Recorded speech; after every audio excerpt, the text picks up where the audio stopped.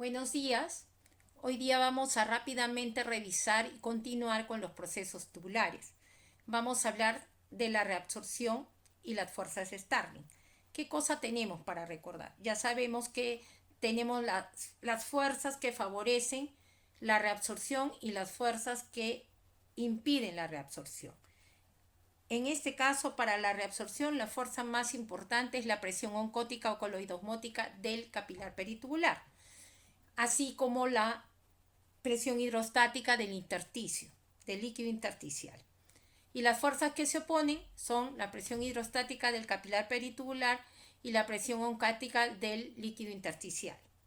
Si lo vemos en este recuadro rosado, ¿qué tenemos en cifras? La presión de reabsorción es igual a las fuerzas que la favorecen, que son 32 milímetros de mercurio de la presión oncótica del capilar peritubular, más los 6 milímetros de mercurio de la presión hidrostática del líquido intersticial, menos las fuerzas que se oponen, que son la del capilar, la presión hidrostática del capilar, más la presión oncótica del líquido intersticial. 38 menos 28, 10 milímetros de mercurio, viene a ser la presión de reabsorción neta. Y esa también va a estar influida por angiotensina 2 y otras diversas hormonas. Ya hemos visto que la angiotensina 2 libera la aldosterona, que aumenta la reabsorción de sodio y la secreción de potasio en el túbulo distal y en el colector. Además, aumenta la permeabilidad al sodio del lado vasolateral o apical porque se activa la bomba de sodio-potasio ATPasa. Cuando vemos las diferentes hormonas, vamos a ver que la aldosterona, la angiotensina 2 aumentan la reabsorción de cloruro de sodio y de agua y aumentan la secreción de potasio e hidrogenión. La hormona antidiurética, básicamente reabsorción de agua. El péptido natriurético auricular o atrial natriurético es un vasodilatador, disminuye la reabsorción de cloruro de sodio. Y la hormona paratiroidea también tiene que ver con la regulación del fosfato y del calcio. Rápidamente, ahora vamos a empezar con otro proceso que es el mecanismo de contracorriente. ¿Qué es el mecanismo de contracorriente?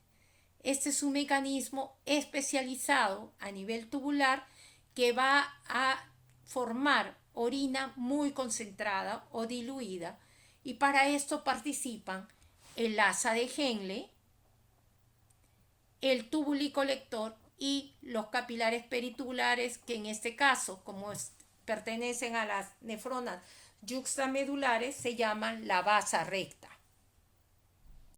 ¿Qué es lo que pasa en el mecanismo de contracorriente? Una vez que se produce la filtración, el ultrafiltrado que llega al túbulo proximal es igual que el plano, 300 miliosmoles. Conforme va descendiendo e ingresa a la rama descendente de Henle, se va a producir la reabsorción del agua, mas no de soluto. Por lo tanto, dentro de la luz tubular irá aumentando la concentración de soluto con un efecto multiplicador conforme avance más hacia lo profundo, llegando a una osmolalidad de 1200 miliosmoles. Luego pasa a la horquilla y empieza otro efecto. Empieza la reabsorción de solutos, que es mucho mayor en la rama ascendente gruesa de Henle, que se vuelve impermeable al agua, o sea, solo se reabsorben solutos. De tal forma que cuando llega el ultrafiltrado hacia el túbulo distal es un líquido hiposmótico de 100 miliosmoles por litro. Y así ingresa al túbulo distal para luego irse al colector. Entonces, en este caso, ¿qué va a pasar? Si no hubiera hormona antidiurética, orinaríamos pues 18, 20 litros al día, ¿no? Imagínense. Nos deshidratamos todos los días. Bueno, gracias a este mecanismo de contracorriente se va a producir la reabsorción variable de agua y solutos, pero el agua va a estar mediada por antidiurética y los solutos por aldosterona, ¿no? Que van a hacer que haya esta reabsorción variable de agua y solutos. Finalmente, la osmolaridad final de la orina, de lo que excretemos, dependerá de la reabsorción en el túbulo y colector, ¿no? En esta última porción es donde se va a ver la calidad de la orina. Ya lo dijimos en la clase anterior. Los dos primeros segmentos de túbulo reabsorben. Estos dos segmentos pueden secretar y van a poner la última calidad de la orina. Entonces, la antidiurética es la que controla la concentración y dilución de la orina. Ahí la tenemos. El ultrafiltrado con los 300 milimoles puede llegar a 1200, pero en este caso no. Solo llega a 600. Igual se reabsorben los solutos, está máximamente diluida, ingresa al túbulo y colector y se reabsorbe parte del cloruro de sodio, pero hay más agua y lo tienen que eliminar. Y entonces, ¿qué hace? Reabsorbe los solutos y pone básicamente agua, una orina hiposmolar, 50 miliosmoles, que sería la expresión de lo que vimos en el gráfico en la línea azul. Se puso una orina acuosa. Y este es el mecanismo de contracorriente o mecanismo multiplicador, que es como empieza, ¿no? Inicia, digamos, este es el estado estable inicial, pero conforme va avanzando y descendiendo, va a haber intercambio. Mientras se va reabsorbiendo el agua, ya va aumentando la concentración en la rama descendente de Henle, va reabsorbiéndose el soluto, que va cambiando la osmolalidad del intersticio, creándose una gradiente de 200 miliosmoles para la reabsorción. Miren ustedes, y esto se va a multiplicar 4 veces, 5 veces, cada vez se logra más concentración, hasta que en el paso 7 ya se logra la máxima osmolalidad, ¿no? Que es 1200 miliosmoles. Y esto también es igual en el capilar peritubular y en el intersticio. Pero como hemos dicho que se va generando una gradiente de 200 por la reabsorción de los solutos, esto también va a permitir que se vaya diluyendo la orina y para que llegue máximamente diluida de 100 miliosmoles al túbulo distal. Esto es lo que sucede en el mecanismo contracorriente. Pero en el mecanismo contracorriente también hay otro osmol que tiene que ver con el mantenimiento de esta osmolalidad y que pueda llegar a 1200. El 50% de la osmolalidad en el mecanismo contracorriente lo da la urea. ¿Y la urea dónde se reabsorbe? Se reabsorbe en el túbulo y colector medular, que es permeable para la reabsorción de la urea. Y la urea es un osmol pequeñito y difunde libremente por difusión pasiva entre el túbulo y colector y el asa de Henle y ayuda a mantener la osmolalidad del intersticio, lo cual va a favorecer que se pueda llegar a la máxima concentración de 1200 miliosmoles. Luego vamos a ver la excreción tubular, ¿no? ¿Cuál es nuestra máxima expresión de la excreción tubular? Es el poner la orina. ¿Pero de qué depende? Depende cuánto soluto es lo que tenemos que eliminar. La excreción obligatoria de agua dependerá de la cantidad de solutos que debemos eliminar. Por decir, para eliminar 800 miliosmoles se necesitarán más o menos 670 mililitros por día. Y para 500 miliosmoles se necesitarán 417 mililitros, ¿no? Por esto, en casos de diabetes insípida y especialmente cuando la causa es nefrogénica, es decir, que el receptor no responde, es conveniente reducir la sal y las proteínas de la dieta para disminuir el volumen de la orina. ¿No es cierto? Porque si no, no puede eliminar. Va a estar orinando de más, no va a eliminar solutos, pura agua. Entonces, ¿qué tenemos? La capacidad máxima de concentrar del riñón impone el volumen de orina que debe secretarse cada día. Por decir, si tuviéramos que eliminar 600 miliosmoles por día y nuestra máxima capacidad de concentración con el mecanismo de contracorriente es 1200, vamos a necesitar mínimo poner medio litro de orina para sacar esos osmoles, esos solutos. Luego vemos rápidamente una relación entre la osmolaridad de la orina y la densidad específica de la orina. La densidad específica es el peso de los solutos, ¿no? Esa es la densidad específica de la orina, que correlaciona linealmente con la osmolaridad. Y se vuelve importante, ¿por qué? Porque lo que mide la tira reactiva del examen de orina es densidad, que correlaciona bastante bien con la osmolaridad. Y entonces tenemos que cuando es 1010, más o menos es 300 miliosmoles. 1020, 600 miliosmoles. Y así sucesivamente. Avanzamos. Y ya hemos dicho, la máxima expresión de la excreción tubular es la micción. Ya sabemos que es un reflejo autónomo y que también tiene participación del sistema nervioso superior. ¿Por qué? Porque se controla el músculo estriado del esfínter externo del cuello vesical para la eliminación. Ya sabemos que es para eliminar la orina y vamos a saber que si bien se forma orina en forma permanente, la eliminación es intermitente. Ya sabemos que es importante eliminar la orina porque esto va a dar una mejor calidad de vida al ser humano. Hay que eliminar los productos de desecho. Y que tenemos que la micción es el proceso por el cual la vejiga va a vaciarse hacia el exterior, eliminando la orina. Luego, el proceso que nos falta, tubular, es la secreción, que viene a ser el pasaje de las sustancias del capilar peritubular al lumen tubular. También puede ser por transportes activos o pasivos. Y lo que básicamente se van a secretar son iones hidrógeno y bicarbonato.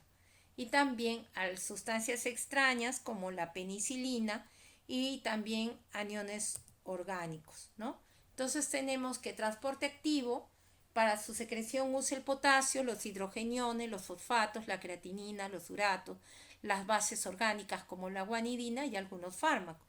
Y el transporte pasivo lo usan el amonio, la urea y los fármacos también. Entonces, ya hemos visto un poco qué es lo que pasa en la secreción. Ahora vamos a ver cómo es la regulación de la excreción y concentración del potasio. Ya sabemos que el segundo catión más abundante del cuerpo y el primero que está en el intracelular. Un hombre de 70 kilos tiene cerca de 3.920 miliequivalentes de potasio, de los cuales el 98% es intracelular y 2% es extracelular. ¿Qué hace el potasio? Tiene que ver con muchas funciones metabólicas de las células especialmente, ¿no? Especialmente a nivel de los músculos, especialmente en el músculo estriado y en el músculo cardíaco.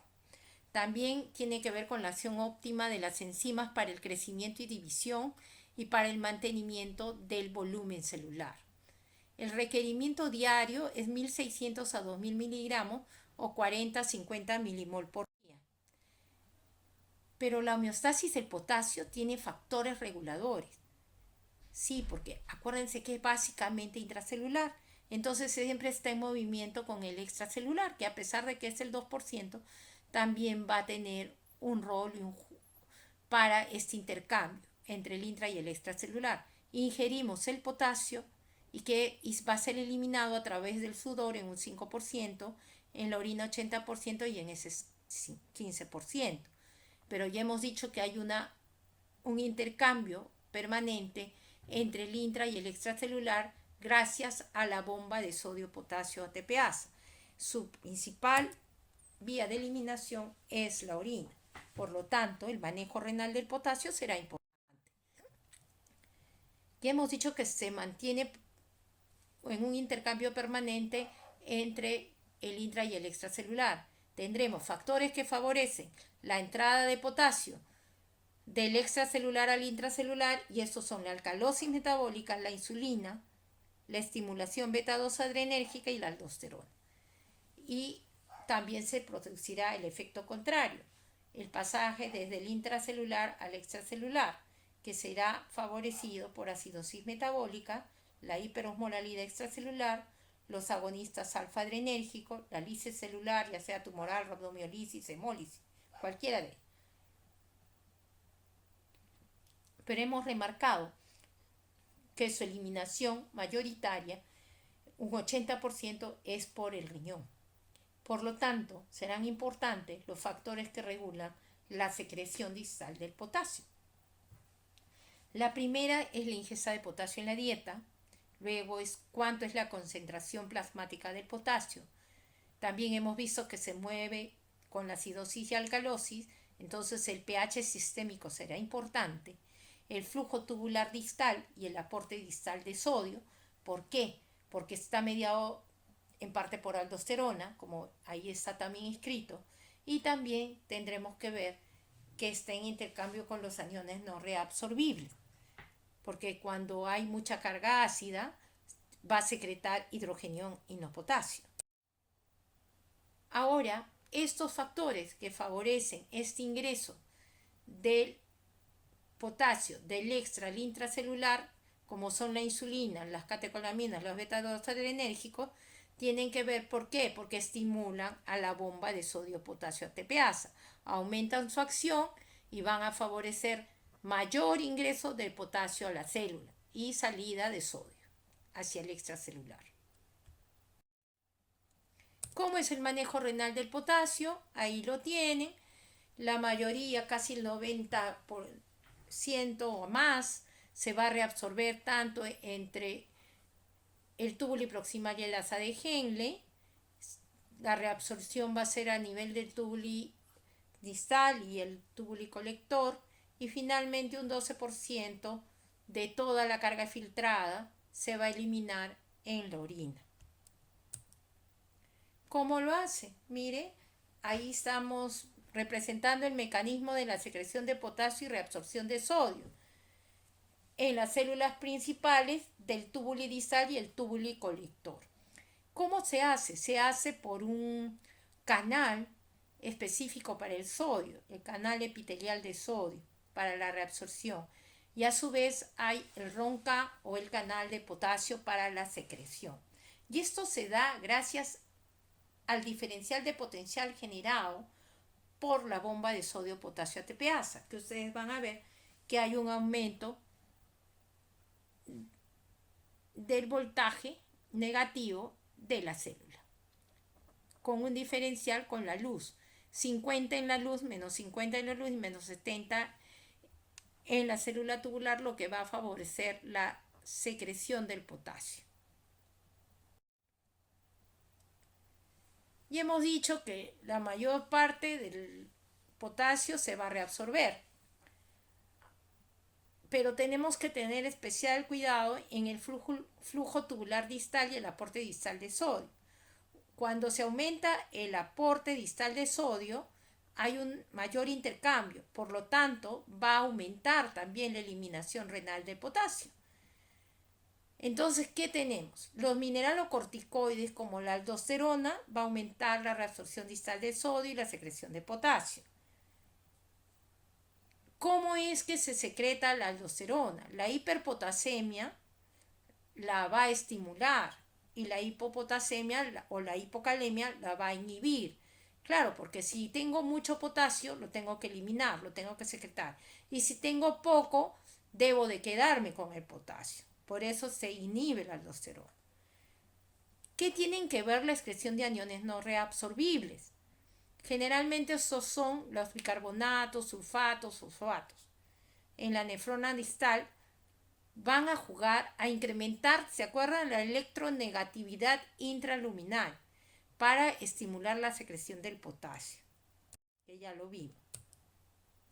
Entonces tenemos el mecanismo de excreción, que es un poco de forma gráfica representada acá. Aumenta la ingestión de potasio, aumenta la concentración plasmática de potasio, esto estimula el aumento de la aldosterona, que va a hacer que haya un aumento en la secreción de potasio en los túbulos colectores corticales y aumenta la excreción renal de potasio.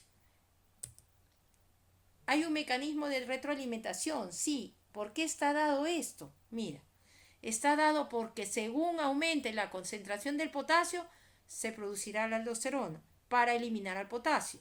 Cuando la concentración de potasio aumenta, estimulará que se secrete la aldosterona para que se elimine el potasio en la orina. O sea, es como un círculo vicioso, es un mecanismo de retroalimentación entre ambos. ¿Qué tenemos en la parte práctica? Una dieta rica en sodio y baja en potasio está relacionada con la hipertensión arterial, con enfermedades cardiovasculares y renales. Y una dieta rica en potasio y baja en sodio tiene un efecto protector sobre la presión arterial, sobre las enfermedades cardiovasculares, especialmente accidentes cerebrovasculares y las enfermedades renales. Entonces será bueno recomendar que tengamos una dieta rica en potasio. Ahora veremos otro catión. En el extracelular es el segundo catión. ¿Cuál es el calcio? El calcio, que el 99% está dentro del hueso y un 1% está distribuido entre formando complejos en el intracelular y el extracelular, ¿no? De ahí tenemos que recordar, de ese pequeño porcentaje que va de 0.1 a 0.2% en el extracelular, el 50% está en su forma libre o iónica y es la responsable de los cuadros clínicos, si sube o si baja. Lo demás está fijado a complejos o unidos a proteínas. Y las unidades en las que están expresadas es cuando está en miligramos por decilitro y cuando está en miliequivalentes por litro resulta ser la mitad del otro. ¿Por qué? Porque es un catión divalente, tiene valencia 2. Entonces, ¿qué tiene que ver el calcio? ¿Por qué lo estamos recordando? Juega mucho en la función neuromuscular. Acuérdense que su deficiencia da tetania. La contractilidad cardíaca también tiene que ver con el calcio. Acuérdense, los canales de calcio. Cuando hablamos de algunos antihipertensivos, antagonistas de los canales del calcio, ¿no? Son los que usamos. Muy bien. También tiene que ver con los factores de coagulación, la mineralización del hueso y distintas acciones hormonales. Avancemos. Esto es más o menos para tener una idea de cuánto es lo que ingerimos por día, 350 miligramos por día. La mayoría se elimina en las heces, un poco menor en los riñones, pero básicamente está depositada en los huesos, ¿no? Y que se reabsorbe en más del 90%, como todos los solutos a nivel renal. Avanzamos. Está regulado la homeostasis del calcio por 3 hormonas. La hormona paratiroidea, que lo que va a estimular su liberación es que haya baja concentración de calcio, o sea, hipocalcemia, y que va a hacer la hormona paratiroidea, le va a decir que reabsorba el calcio a nivel intestinal y a nivel renal. Eso es lo que ordena la hormona paratiroidea. Además de que va a fomentar la estimulación de la liberación de calcio del hueso para que aumente a nivel del extracelular. Por otro lado, cuando hay un aumento de la concentración del calcio, o sea, hipercalcemia, va a ser regulado por la calcitonina que se va a secretar en la tiroides. Y finalmente, la tercera hormona que participa es el calcitriol o la hidroxivitamina D3.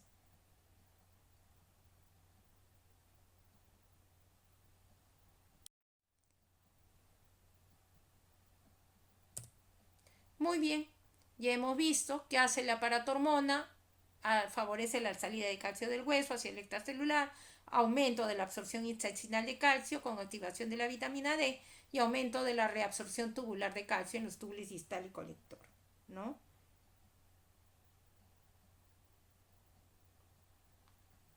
Entonces, ¿qué tenemos ahora?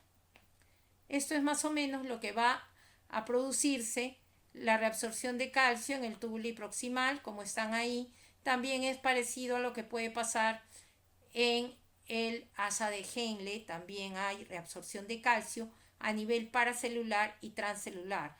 Entonces, la reabsorción de calcio es por difusión pasiva, generada por la bomba de sodio-potasio ATPasa, ¿no?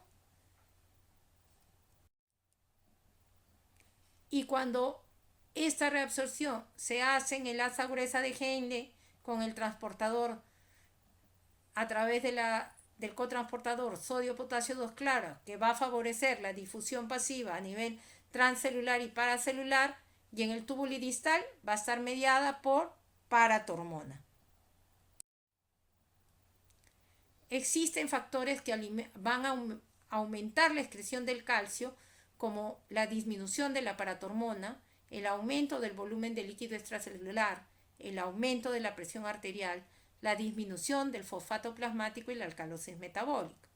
Es decir, van a hacer que se vayan en la orina. Y existen otros factores que disminuyen la excreción de calcio, lo van a ahorrar. Y esto es cuando hay un aumento de la hormona paratiroidea, cuando hay una disminución del volumen de líquido extracelular, cuando hay una caída de la presión arterial, cuando hay un aumento del fosfato plasmático, cuando hay acidosis metabólica y cuando se ha producido la vitamina D3 o calcitriol. Aquí es un poco la imagen de cómo es el manejo renal del fosfato. ¿Por qué? Porque si ustedes se dan cuenta, van en forma paralela pero inversa. Si sube el fósforo, baja el calcio. Y al revés, si aumenta el calcio, baja el fósforo. Se mantienen así. Y también están mediados por los mismos hormonas, especialmente vitamina D y paratormona. Entonces, ¿qué tenemos con el fosfato? También se va a reabsorber el 80% a nivel del túbulo proximal, 10% en el túbulo distal y más o menos un 10% se elimina, ¿no?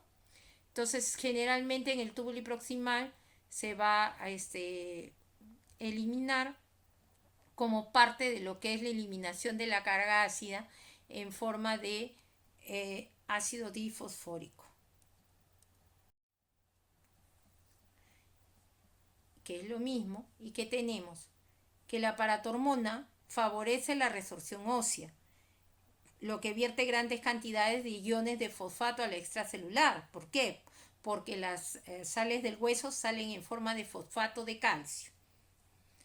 La paratormona reduce el transporte máximo del fosfato en los túbulos renales, de manera que se pierde una mayor proporción de fosfato tubular en la orina.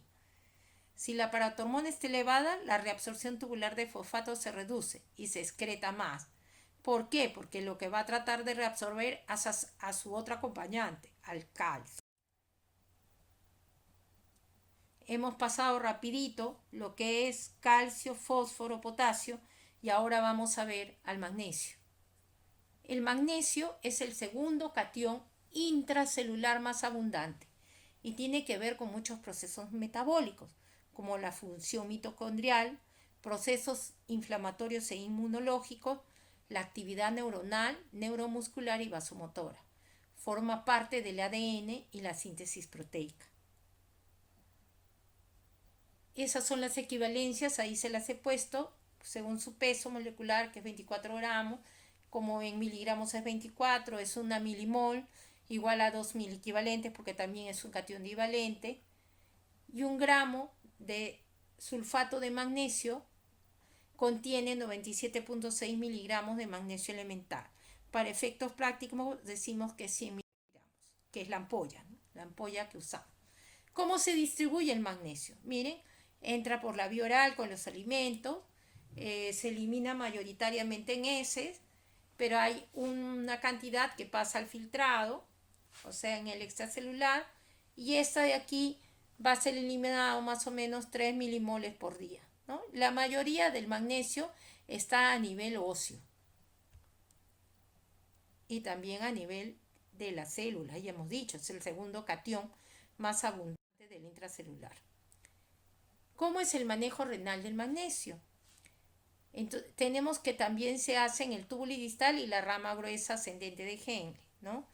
Esta rama gruesa ascendente de Henle es la que reabsorbe en un 60-70% el magnesio filtrado y también lo hace de manera pasiva, ¿no? Y a nivel paracelular, con unión con el calcio.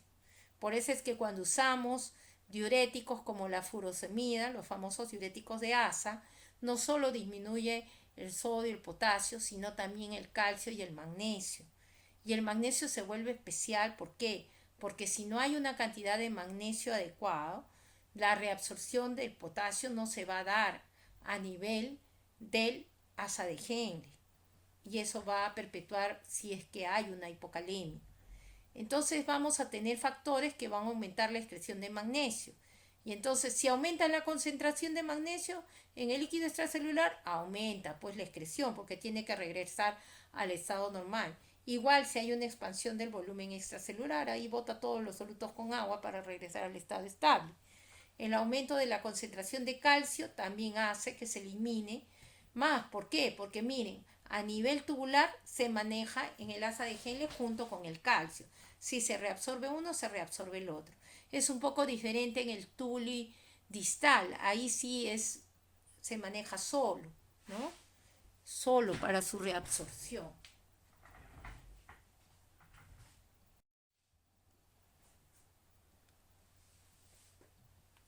Bueno, ahora ya vamos a entrar a la parte ya de afinamiento de lo que va a ser el mecanismo renal de control de líquido extracelular. Muchas de las cosas que vamos a decir ahora ya las han escuchado. Entonces, lo más importante que tenemos que tener en cuenta es que todos estos mecanismos lo que buscan es que haya un equilibrio en la ingestión y salida de agua y de sal. Cuando hablamos de la homeostasis del sodio, tenemos que recordar primero que es el catión más abundante del líquido extracelular. Más o menos un varón de 70 kilos tiene 4.200 miliequivalentes. De esto, el sodio intercambiable es el 70% y el 30% está depositado a nivel óseo. El anión que lo acompaña es el cloro y en menor porcentaje el bicarbonato. Eso también ya lo hemos visto. Y esa es más o menos su distribución en el extracelular. En el intersticial está en un 41%, ¿no? Como ven ahí, en el transcelular 40%, eso hace que haya 81% de ese nivel. En el plasma el 16% y un 3% a nivel intracelular. Eso es su distribución corporal, ¿no? Es muy importante la concentración del sodio a nivel plasmático, porque disminuye el volumen circulante efectivo. El volumen circulante efectivo viene a ser la cantidad de volumen de sangre que se necesita para perfundir los tejidos y en teoría es la que está contenida en el lado arterial. Ese es el volumen circulante efectivo. Esta es más o menos una gráfica para ver el balance de sodio. Lo que debemos recordar siempre, que el ingreso debe ser igual que el egreso, o sea, debe tender a cero. Si hay cambios en el balance de sodio, va a resultar en alteraciones del volumen extracelular y no de la osmolalidad. ¿No es cierto? Vamos a tener eso. Va a cambiar el volumen, el agua. Por decir, si baja el sodio, va a dar hipovolemia. Si sube, va a dar retención hídrica, ¿no? Cambios en el volumen.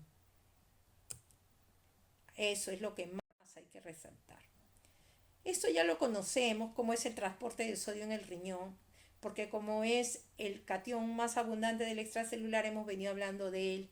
65% se va a reabsorber a nivel del túbulo proximal, 25% en el asa ascendente gruesa de Henle, 5% en el túbulo distal, 3% en el colector y se va a eliminar más o menos el 0.4%, ¿no?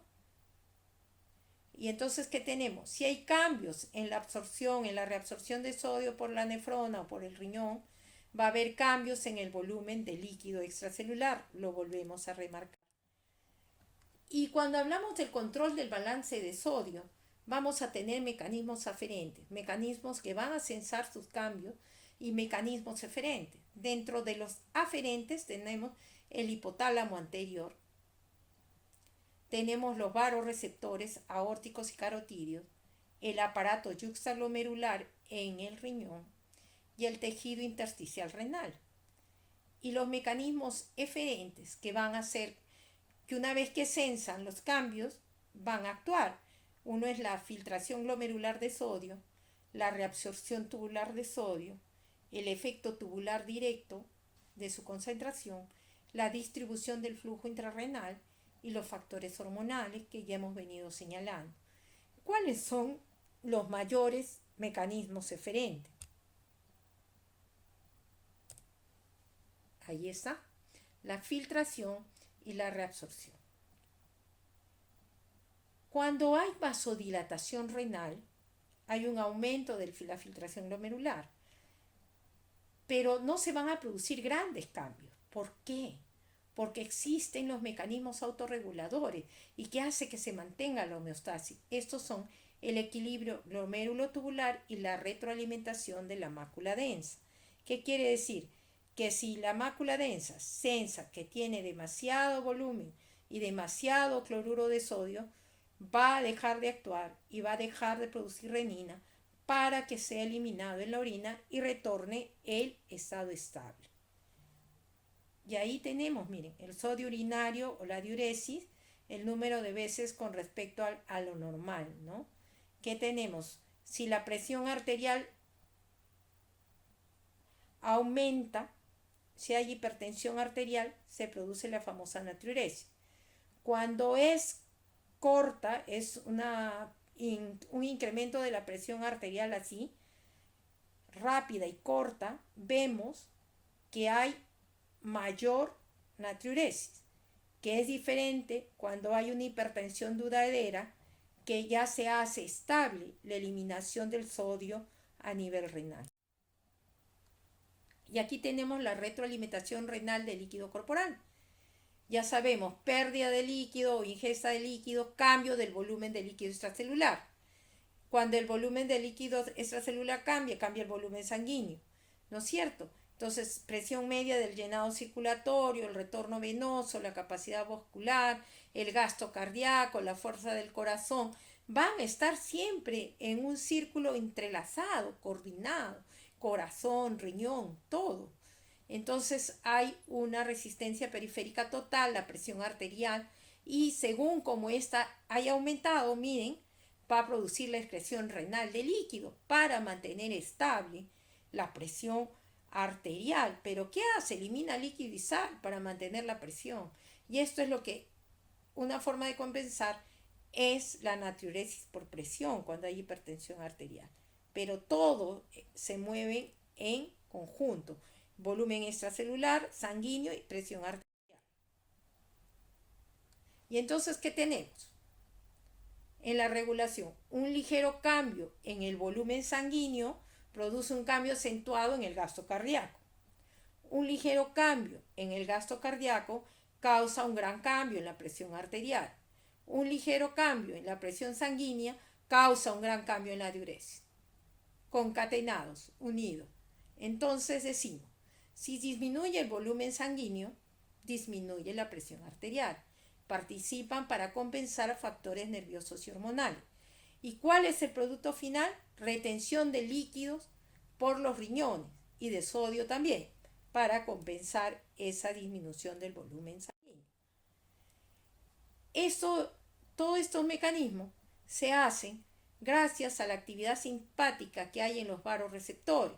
Estos vasoreceptores son de presión baja a nivel auricular y de presión alta, pero básicamente van a sensar estos cambios en el volumen y en la presión, ¿no? Y también existen estos vasoreceptores en el aparato yuxtaglomerular, y ya hemos visto que se estimula la mácula densa cuando hay una disminución del volumen, una disminución de la presión arterial, y esto va a activar esta actividad simpática. Por eso, esta va a ser mayor cuanto mayor sea la caída de la presión arterial. La flecha roja se hace más gruesa y esto activa y finalmente puede vencer, como en el caso de una hemorragia y que no podemos controlar. Entonces se va a producir una hipotensión tal que todos estos sistemas van a estar activados para tratar de retornar al estado estable. Entonces, ¿qué va a haber? Constricción de las arteriolas renales, pero a la hora que se va a hacer mayor la de la arteriola aferente, va a haber una caída del filtrado glomerular, va a aumentar la reabsorción tubular de sodio y agua, va a estimular la liberación de renina en el aparato yuxtaglomerular y la formación de angiotensina 2 y aldosterona para aumentar la reabsorción tubular de sodio. Y también se va a estimular la antidiurética y esto también va a favorecer la reabsorción de agua. Y esto es lo que pasa, ¿no? cae el volumen extracelular, se estimulan los vasoreceptores tanto de presión alta como presión baja. Estos se centran a nivel del centro cardiovascular del sistema nervioso central, el hipotálamo anterior. Hay un aumento de la actividad sistémica del nervio simpático. A nivel cardiovascular va a dar vasoconstricción para aumentar el gasto cardíaco. También se va a secretar la hormona antidiurética para aumentar la reabsorción de sodio y de la antidiurética básicamente reabsorción de agua. A nivel renal va a haber por la acción simpática disminución de la tasa de filtración glomerular y un aumento en la reabsorción tubular de sodio. Finalmente, el producto final de todo esto es que hay una disminución de la excreción renal de sodio. Pero así como hay la disminución del volumen extracelular, también hay el aumento del volumen extracelular. Se dan los dos. Y en esto, aquí el sensor va a ser el aumento de la presión de la distensión de la aurícula y va a secretarse el péptido atrial natriurético. El efecto va a ser a nivel cardiovascular, vasodilatación, a nivel endocrino, disminución de renina, aldosterona y antidiurética. Hay un aumento del filtrado glomerular, disminución de la reabsorción tubular de sodio, que va a ser expresado en un aumento de la excreción renal de sodio. Ya sabemos que el controlador más potente de la excreción de sodio es la angiotensina 2. Y ya vemos que si aumenta o disminuye la angiotensina 2, va a producirse grandes cambios en el volumen sanguíneo. Esto no va a producir gran cambio en el volumen sanguíneo ni en el volumen extracelular. Ayuda a la presión arterial y los grandes no se van a producir cambios en la homeostasis significativos, salvo que haya insuficiencia cardíaca o insuficiencia renal. Y hemos visto qué pasa cuando hay aumento del volumen de líquido extracelular. Se activan los mecanismos vasodilatadores, aumentando la excreción renal de sodio y de agua. Este incremento de la presión arterial va a producir la famosa natriuresis por